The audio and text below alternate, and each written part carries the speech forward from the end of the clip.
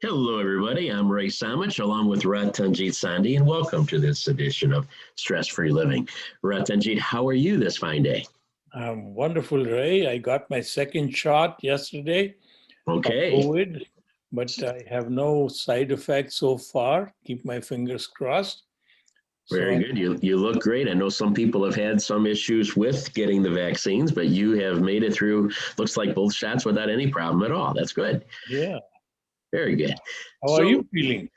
I'm fine, thank you. We all have our little health issues that we have to go through, but nothing serious, and I'm doing great. Thanks for asking.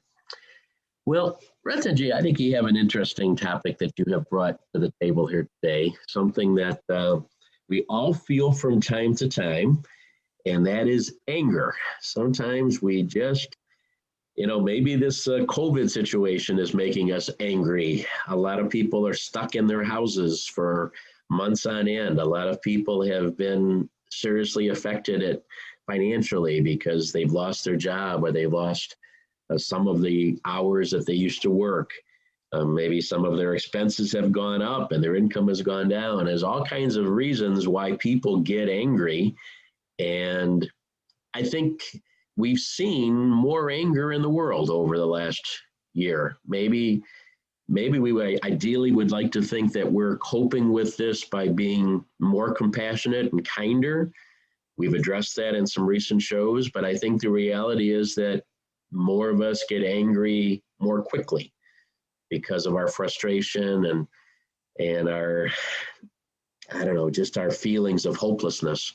So let's talk about anger today if we can. And is there a place for it? Are we supposed to control it all the time? Are we supposed to, is it okay once in a while to let it out and get angry? We never seem to feel good about using it. Whenever we get angry afterwards, at least in my case, I feel guilty afterwards, like I shouldn't have said that. I shouldn't have gotten angry. So is it ever appropriate in our human lives to be angry? To understand anger, we have to realize why do we get angry to begin with. So one of the main cause of our anger comes from if somebody has minimized us, hurt our ego. Mm-hmm. Immediately we react. If somebody tells you a bad name or calls, so immediately the anger comes in and you confront them. How can you say that? So that is typically that is one predominant Yep. side of, and that should be controlled. That really results into if you react, it's like putting fuel in the fire. So then it results into a fight because you are going to react, you are going to go one notch higher to insult that person more than what she or he has insulted you. So this is not the right thing. And so at that point, and the other reason of getting angry is that when you're not well, your body is compromised, your health is compromised, you have less tolerance, you are more irritated to begin with. So at that point, any little thing can irritate you and bring anger in you. And At some point, it doesn't have to be a physical. it can be mental. It could be mental. It could be pressure, stress. Stress. You Right. could be stress. And Right. if you have lost your job or you have things are hard, so you're more likely to be in that position to Right. get angry. And and thirdly is before I go to the third, you want to talk about these two Well, first? yeah, but I don't want you to forget about what the third is. Do you want to get it out and then we'll come back to it? Okay. The third one is when really some gross injustice is done, and not only you are affected, but your human race is affected, and that is a justifiable anger. But that anger you cannot express at, you can express at anybody. You can the two things happen at that point. You start playing the blame game and start condemning others, or you take charge of correcting that. So at that point, that anger can be used as a force, a power available to you to transform or to change, bring about the change. Okay. Okay, so you brought out three different scenarios here. So let's go back and look at those three, and then we'll end up with that third one, of course. But the first one, I would think that that's the one that most of us get angry with. That's the one that probably is the scenario that most of us face on a regular basis. And you mentioned, as a little kid, somebody calling you a mean name. That's maybe what it starts with when we're 8 years old. But in life, it may not be a name that they're calling us, but they still insulted us. They underestimated, undervalued us, underappreciated us, whatever it might be. And that gets us angry. So you're saying that that's basically our ego talking. Yes. Okay, that is responding to that. But I always talk to you about just being human. We're just human beings trying to play the same game, and those things hurt. I mean, when we have worked on a certain project, and our boss fails to appreciate what we have done and doesn't think that it was done properly, and disregards our abilities, it hurts. So when we feel anger and we try to control it, we don't necessarily yell back. We don't necessarily criticize whoever wasn't nice to us, but we have that feeling of anger inside. I mean, how do we not have that feeling? How do we control and say, this doesn't matter? So let's divide that ego-based thing into several sections. Okay. One is that outright insult. Somebody just throws words at you and insults you, and then all that, or something you have done with great meaning and great effort, and somebody says, "Oh, it's not good. You are useless, and you're that." So when somebody critiques you, justifiably or unjustifiably, at that point, rather than getting immediately defensive, realize that is a very valuable information available to you.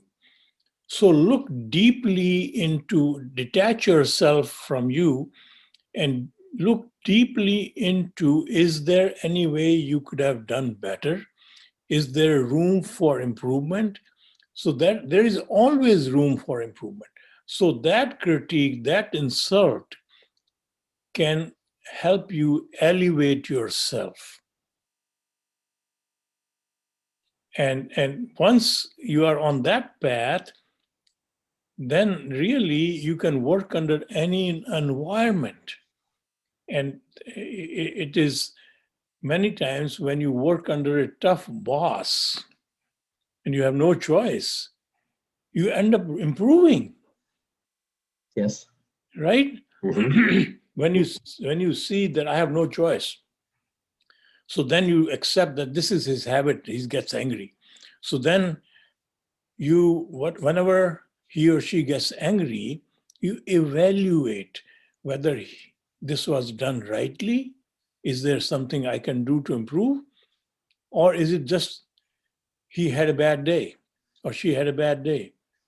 So then you cope with that situation much better rather than reacting to it. If you react to it, many times you have missed a great opportunity to improve yourself, and you end up leaving the job, going somewhere else. You still confront the same problem in a maybe lesser way or even worse way. So the thing we have to remember is that the only entity we have any control on is ourselves. We do not control others, but our whole thought process is, I want you to behave. I want you to be nice. So that doesn't work.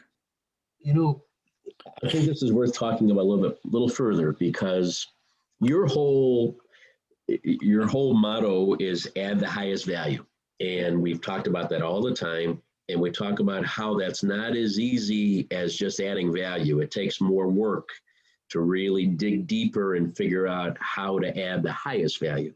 All right. And I think there's a parallel here, because if someone insults me, and if my initial response is simply, well, you're just being crazy and there's no justification. I know I did a good job on that, and there's no reason that you should think it wasn't good, because it was really good. And if I just drop it right there, then nothing has happened positive out of that at all.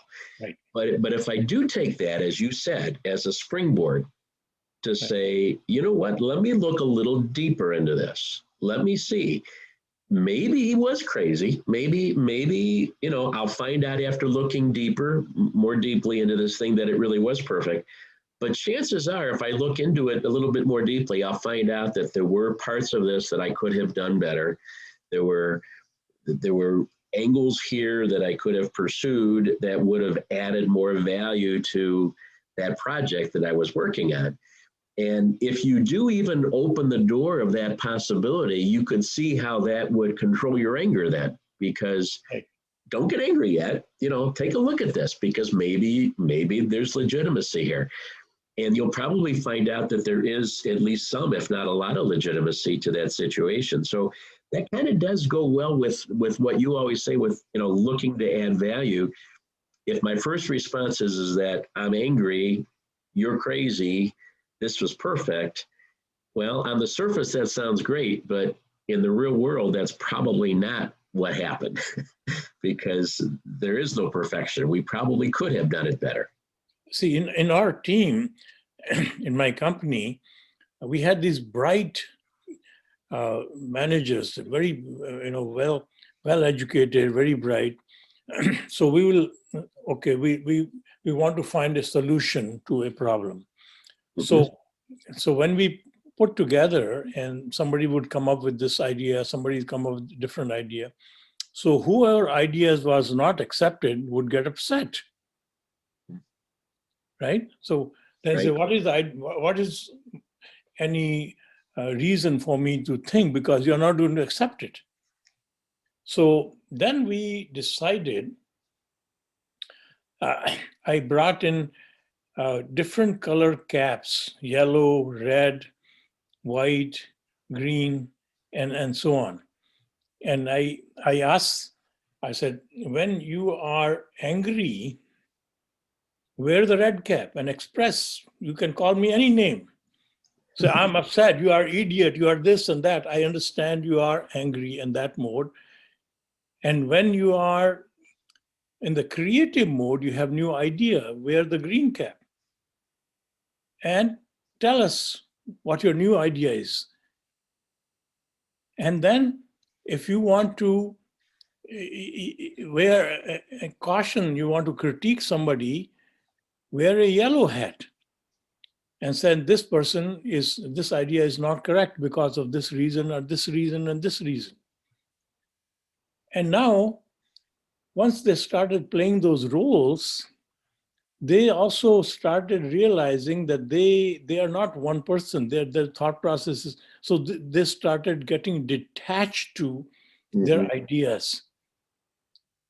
And then we would discuss ideas openly and nobody would get upset. So we became a very creative environment by detaching ourselves from the idea. And you see, it's like in our marketing, when we wanted to come up with a particular logo or particular name or particular slogan. So we'll say, okay, normally people write one slogan or one idea. We say, no, write one idea, now detach yourself. Come up with another one, detach yourself. Come up with the third one. So you become an entity of creative ideas. So now you are not attached to any of these ideas. So then we look at all these things and see which one is more powerful. Otherwise, people just come up with one idea and they get stuck with that idea. And if that idea is not taken, you are angry because your ego is hurting. So there are ways to get away from this ego mode, but ultimately it is the ego which you have to realize. I love the cat idea because, if someone had to reach across the table because they were feeling anger, they had to reach across the table and they had to get that red angry cap, Right. and go through the motion. Then that gave them enough time in there to say, gee, is this me or is this anger talking? And is this even legitimate then to talk about this just because it's coming out of anger? I mean, I wish we could almost, maybe we can. I mean, figuratively, we don't, we don't actually have a cap that we carry in our pocket, but maybe we should kind of pretend that we do. And we say, I wear a red turban. I'm always angry. you're not angry. I haven't seen you angry very often in 30 years. Almost never, I think.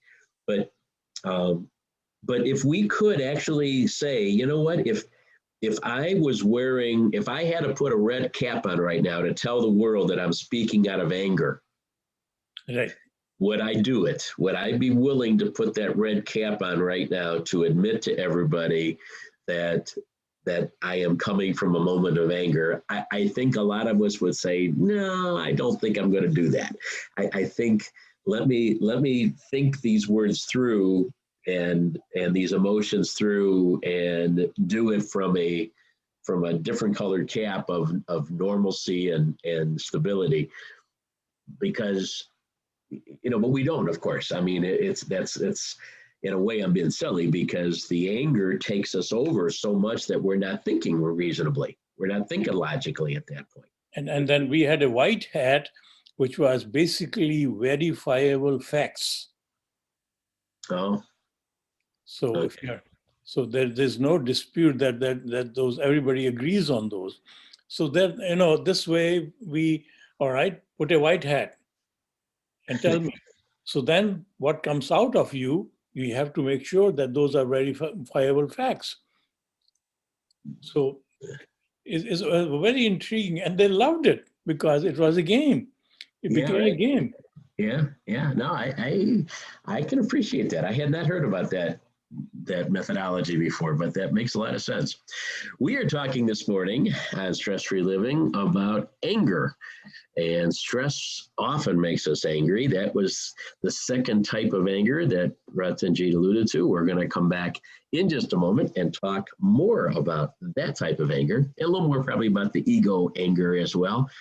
And ultimately, can anger do us well? Can we accomplish something? Can there be some benefit from this anger emotion within us? Those are things we'll talk about on this edition of Stress Free Living. Please stay with us.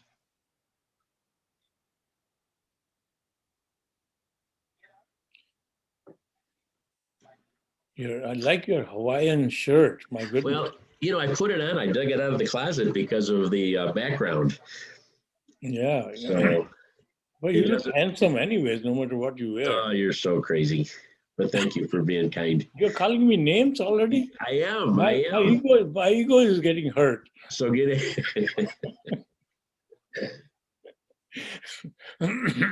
Yeah, get angry. Get angry. I don't know if I've ever seen you angry. I said rarely, but I'm not sure I ever saw you angry.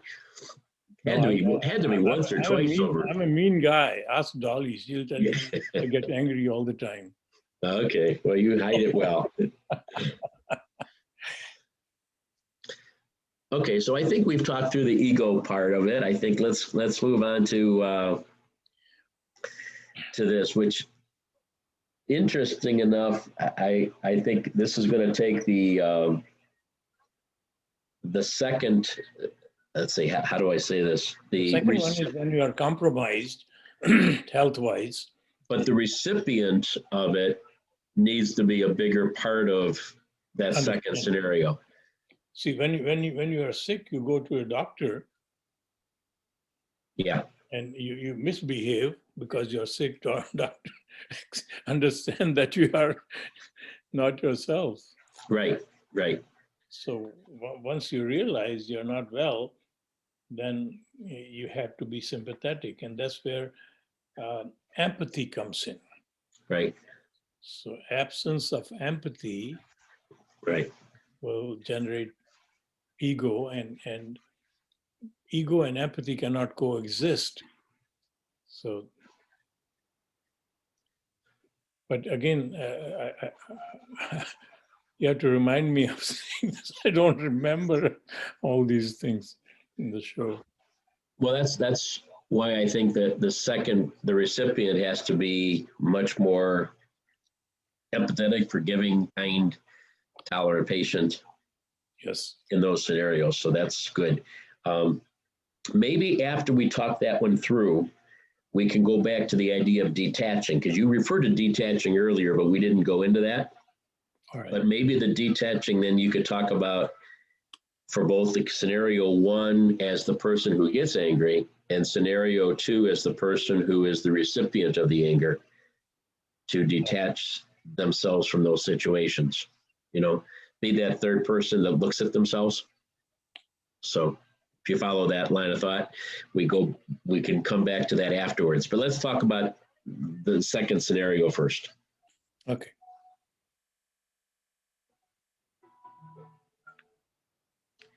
We are back on Stress Free Living. Ratanjit Sandhi and yours truly, Ray Samish, with you.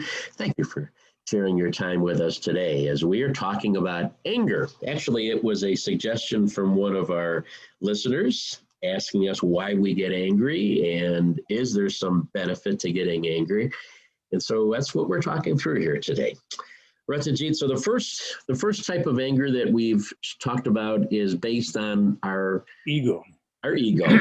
So there And is a consequence of ego. When you are in the ego mode, Ray, we have completely lost the capacity of being empathetic. Means I cannot experience your pain, your suffering, or what you feel like. Empathy is our capability to understand what other person is feeling.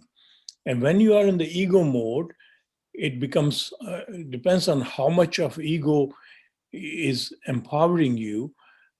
Your empathy becomes almost zero. This is scientifically proven.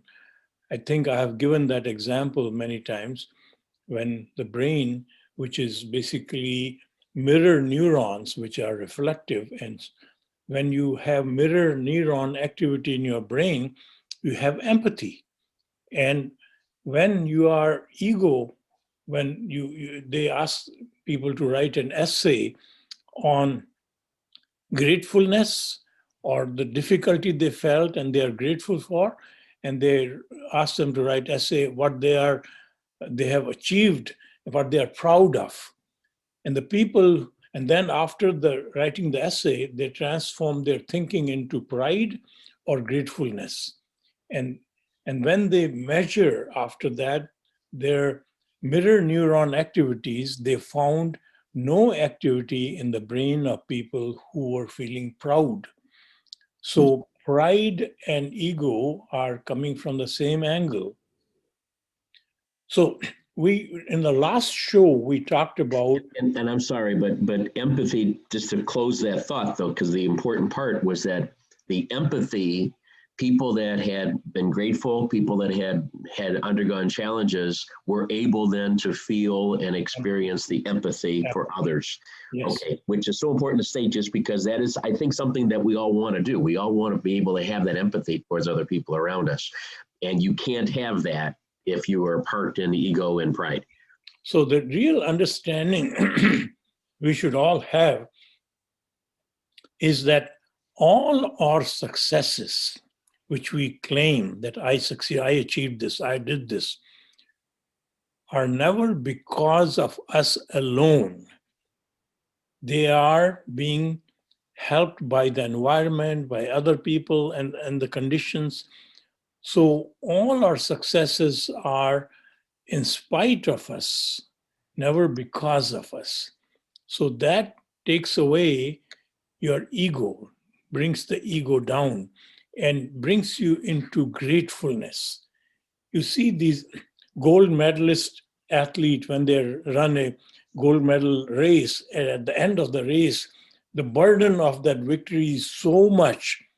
They bow on their legs and Yeah, yeah. give it the credit to the divine forces or their God or who they believe in.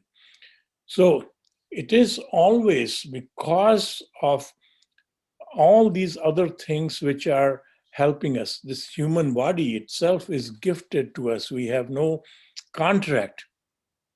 And how it functions, the air, oxygen, if it is not available, it'll die.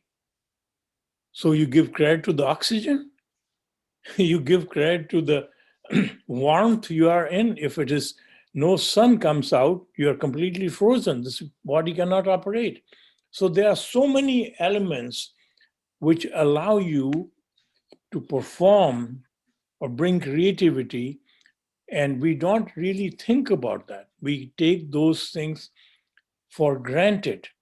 We are never grateful for any of those things. So the recipe of getting out of the ego mode is stay parked in gratefulness. And it is in the gratefulness you will have empathy. And you will realize when somebody is mad at you. You remember the incident right after September 11, when great tragedy happened in New York, and Mhm. and we were all devastated. We were all angry. We were all frustrated. And on, I remember September 13th, it was 2 days later, I was coming from office in the evening, and my wife asked me to stop by at the grocery store to pick up some vegetables. And I was in the grocery store, and this young woman is looking at me, and ultimately she couldn't control her anger. She comes to me and says, "Why don't you go back to your country? Leave us alone." And she was shivering. She was so angry. Mhm.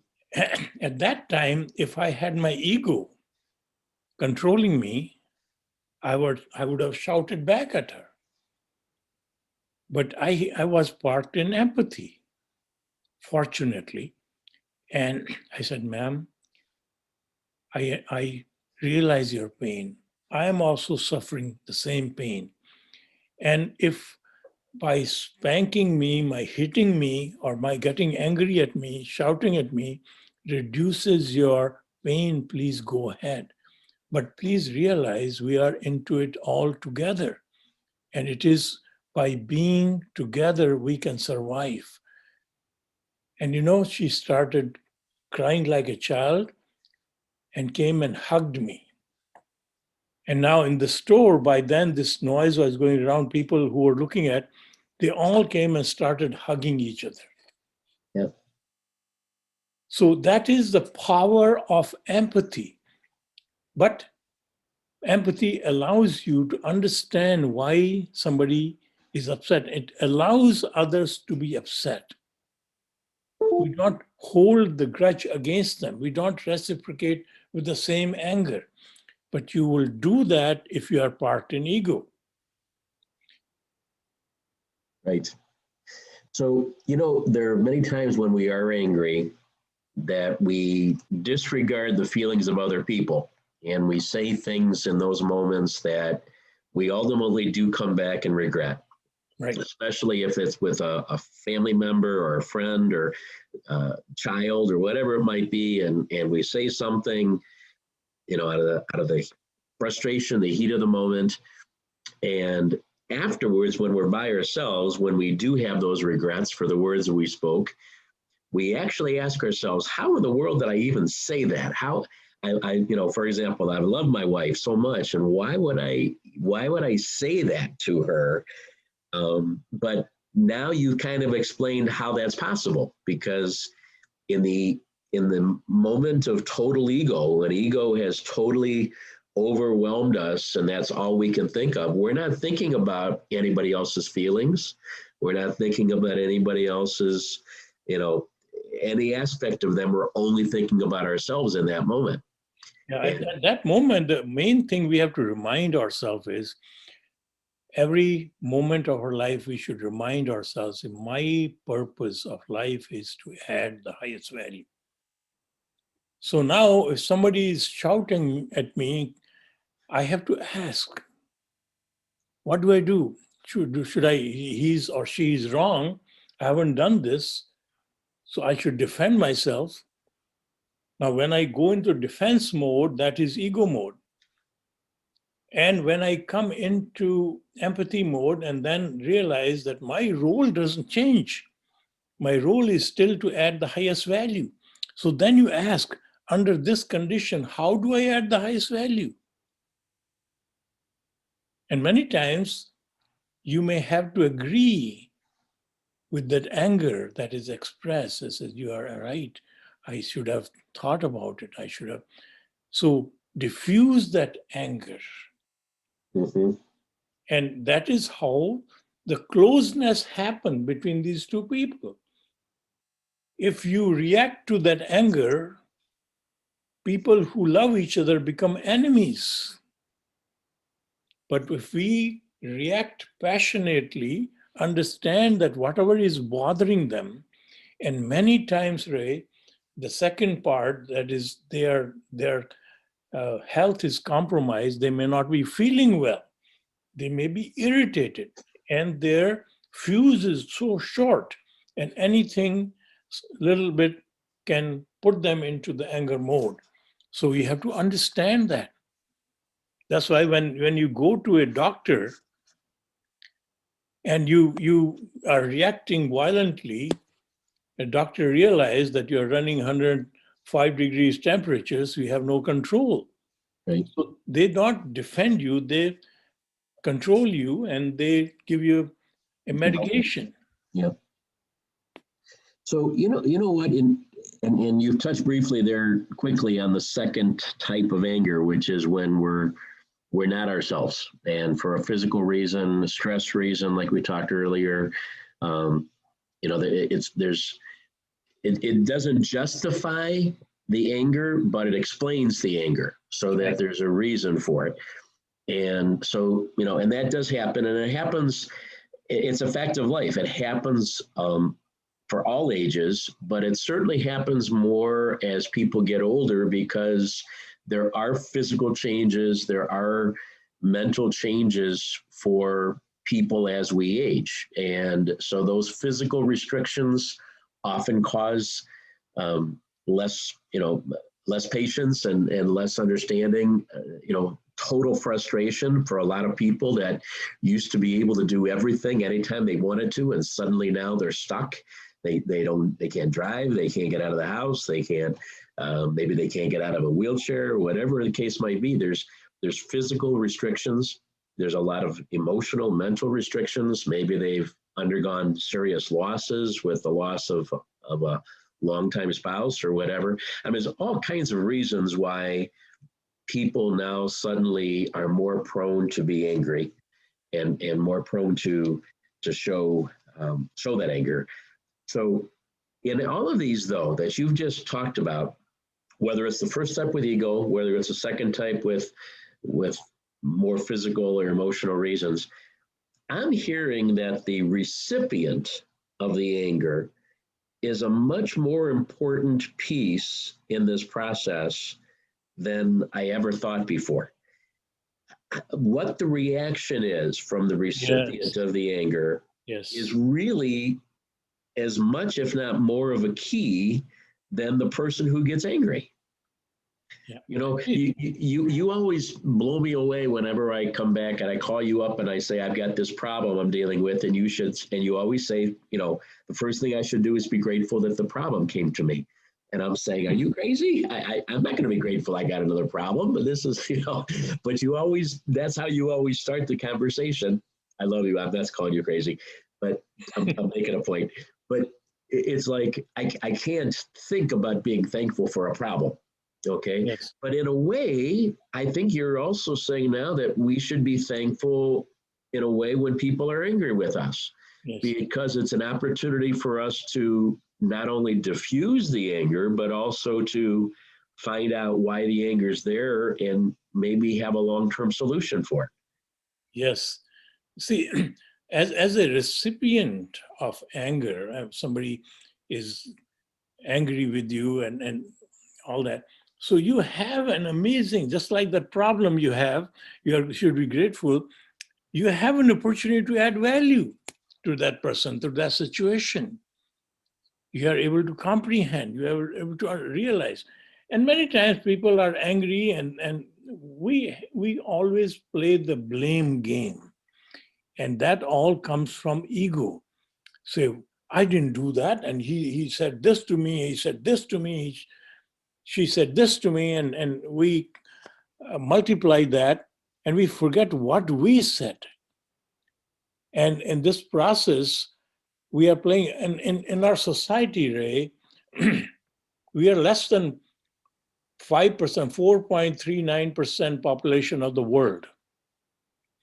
And we have in prisons, we have 25, 26% people of the population of the world in prison. So we very quickly uh, punish people. When something goes wrong, we are looking for whose fault it is and punish that person. It is absence of oneness. We don't realize that the power which enlivens all of us is exactly the same.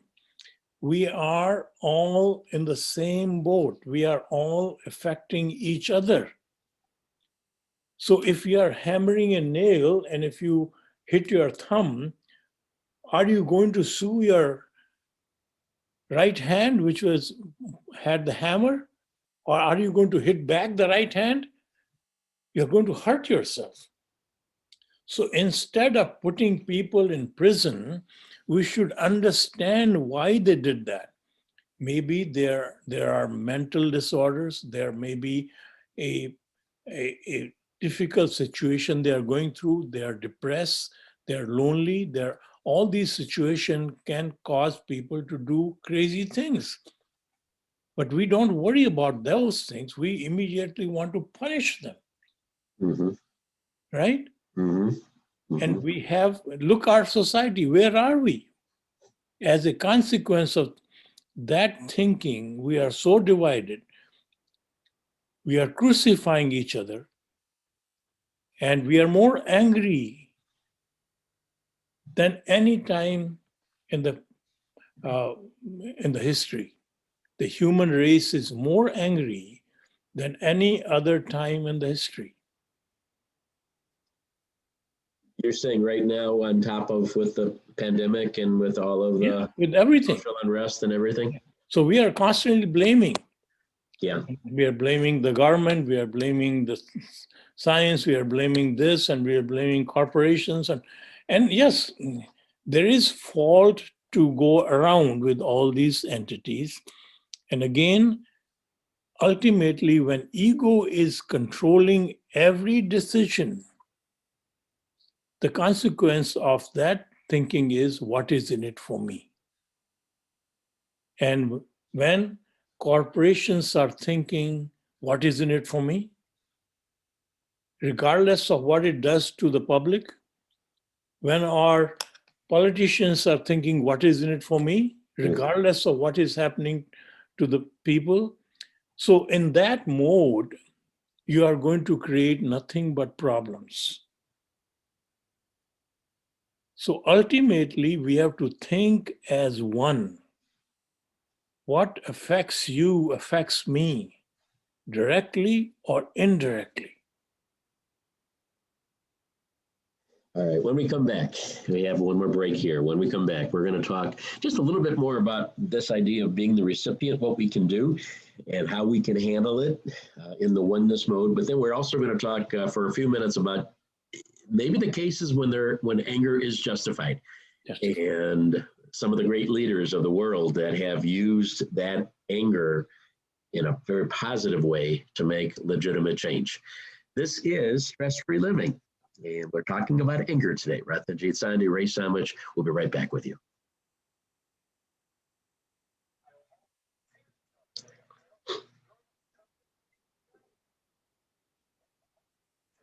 Okay.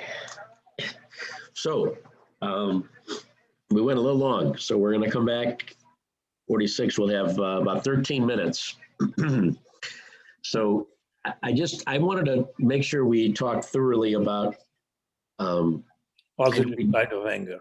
Yeah, the positive. Yeah, so I want to get into that. But I also, I don't know if we've made, boy, I want to make sure that we drive home one more time the importance of the recipient of the anger.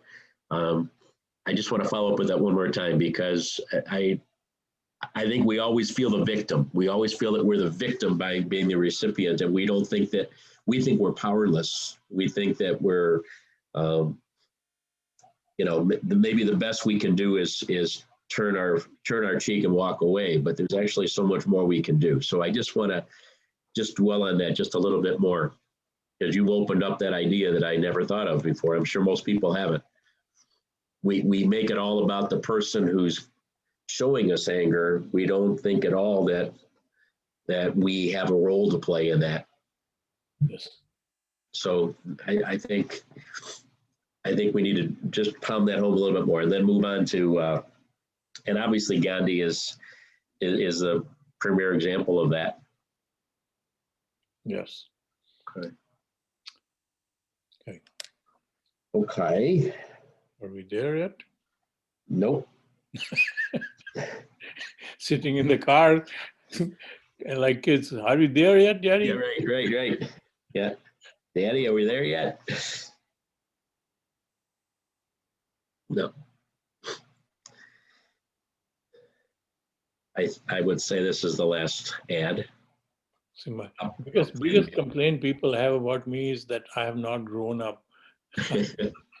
Well, I think that's a good thing. I think got a lot of kid in me too. That's good. So give me a certificate so I can show people. See, I'm good. I give you a new cap. Yeah. Yeah. I like that idea. I don't think you ever told me about that meeting. So you should start wearing a turban. That's the secret. That would solve my hair problem.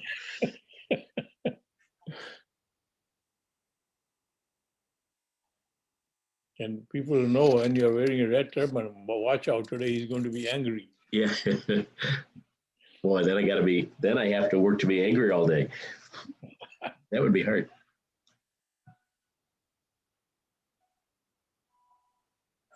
See, there's other side which we didn't cover. We are back on Stress-Free Living, and Ratanjit and Ray with us here today. Ratanjit, we have a short period of time. We've been talking a lot here today, so we don't have much time left.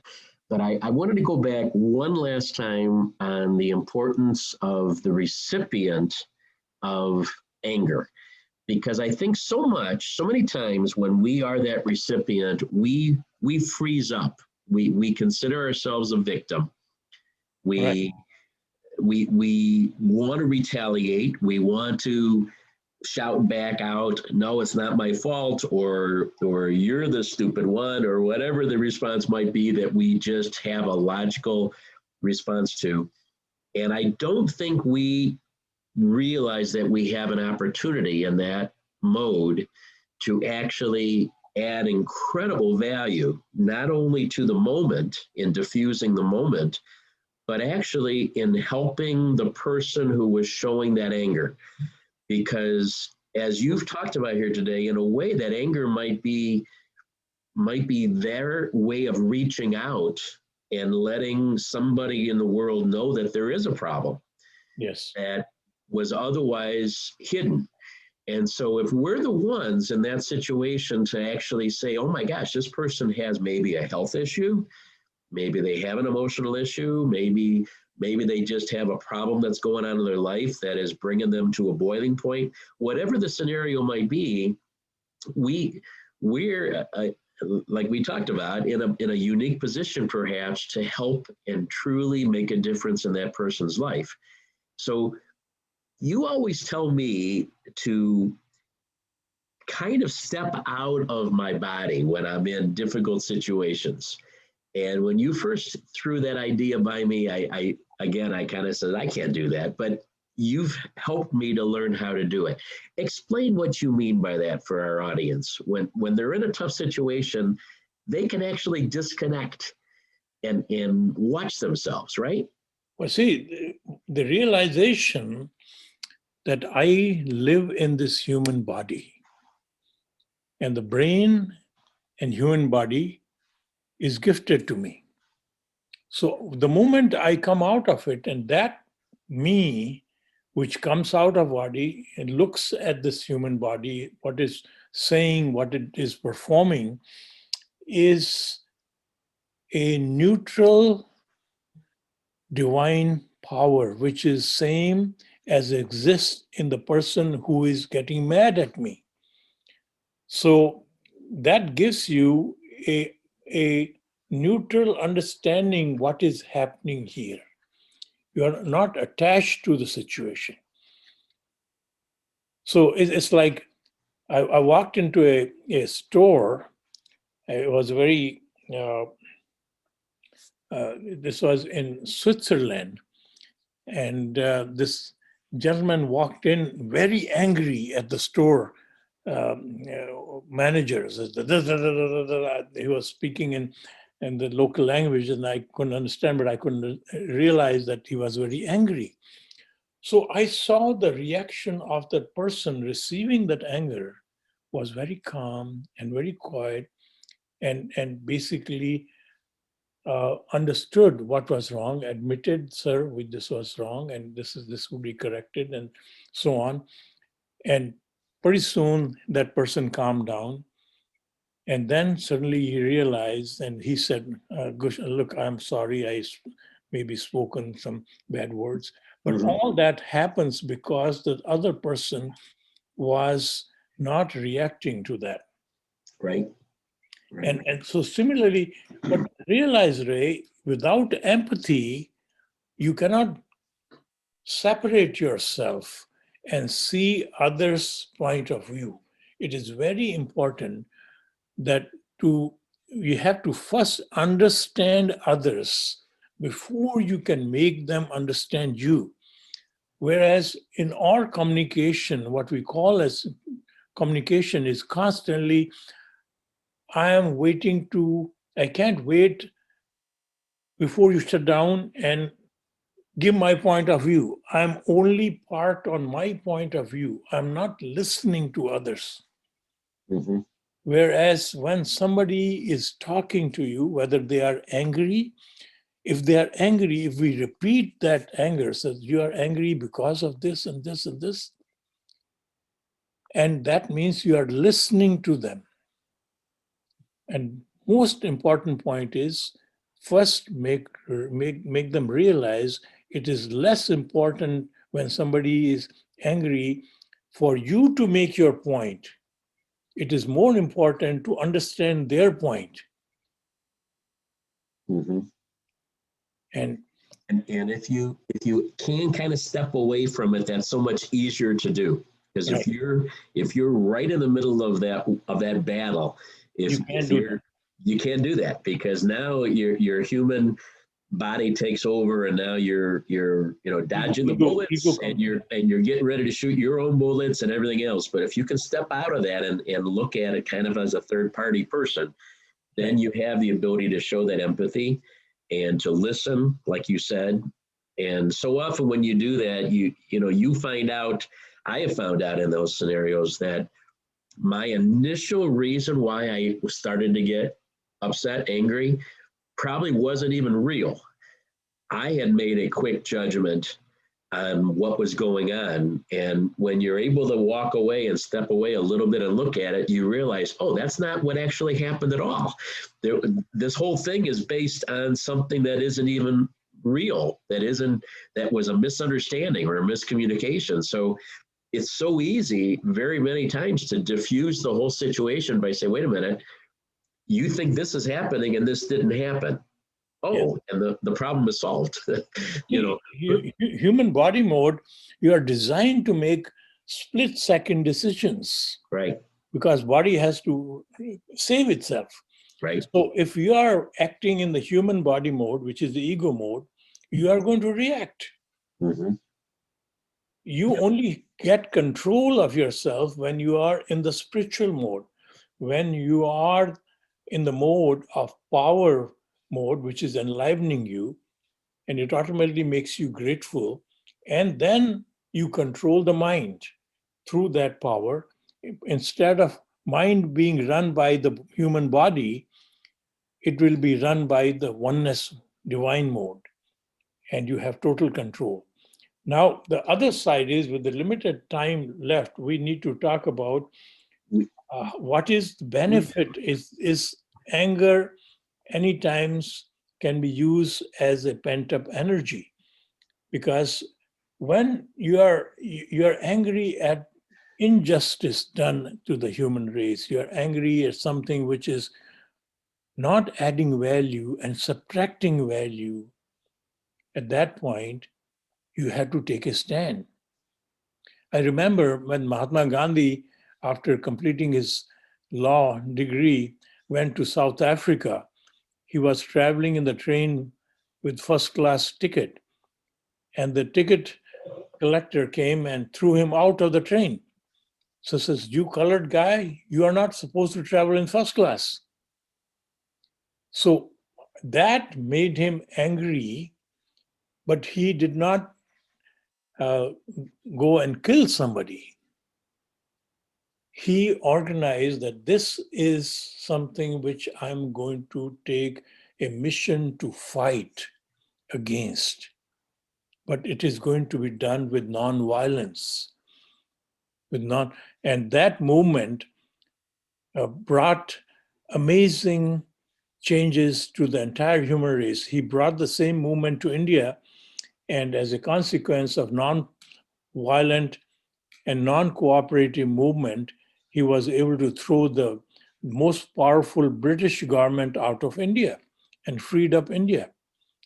So that is the power of anger at the right moment.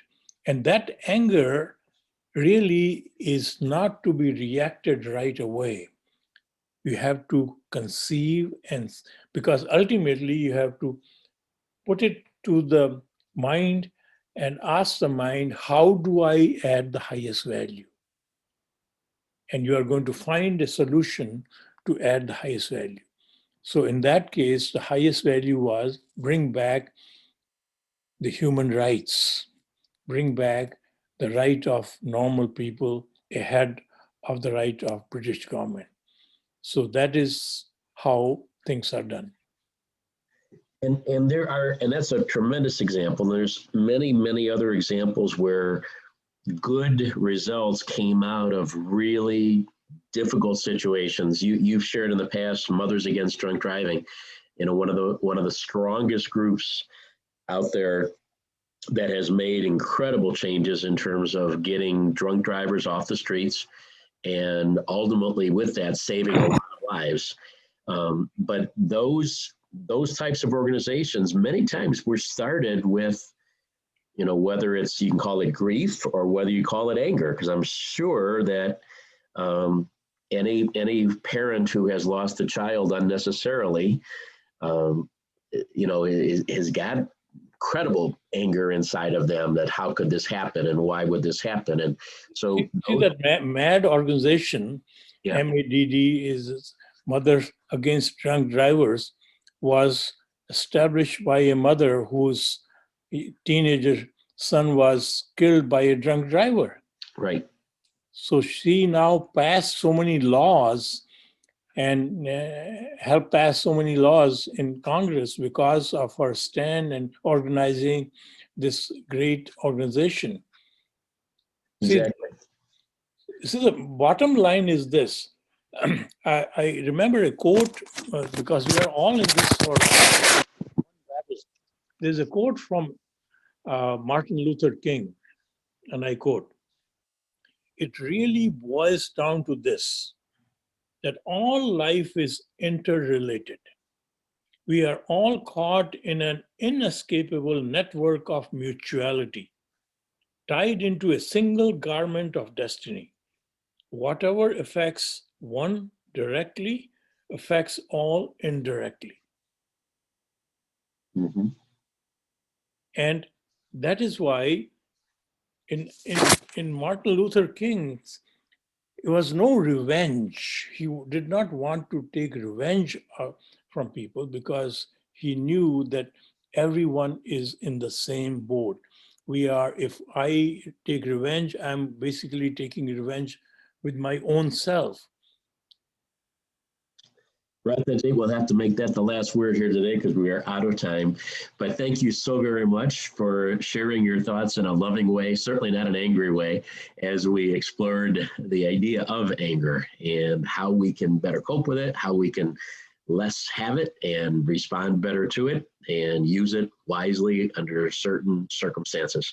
Thank you so much for being with us again today. Thank you, my friend. And thank you to our beloved audience. And remember, folks, we're all playing the same game. Have a great day.